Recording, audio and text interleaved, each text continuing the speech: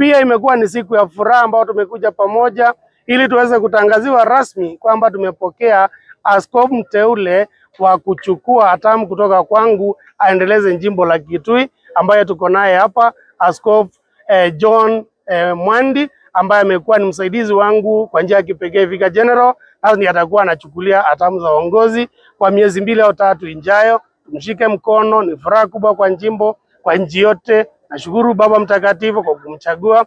Nashukuru watu wa Kitui, tutembee kwa pamoja ili tuweze kumshika mkono, tujenge ili jimbo letu.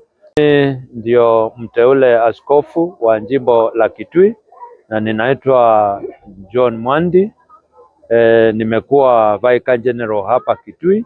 Nimeteuliwa leo kwa kuwa askofu wa Kitui, na ninashukuru kwa Baba Mtakatifu kwa kazi ambao aliweza kufanya kuniteua kuwa askofu.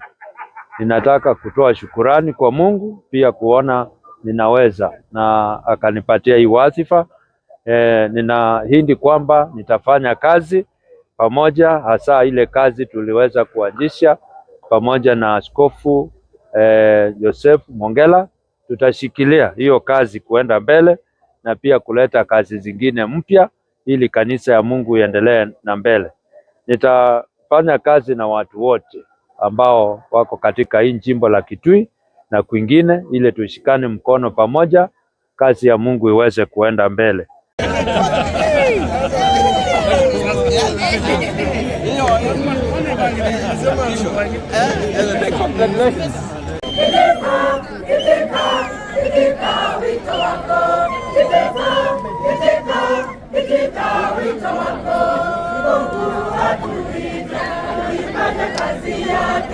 Mungu atuita, tulifanya kazi yake.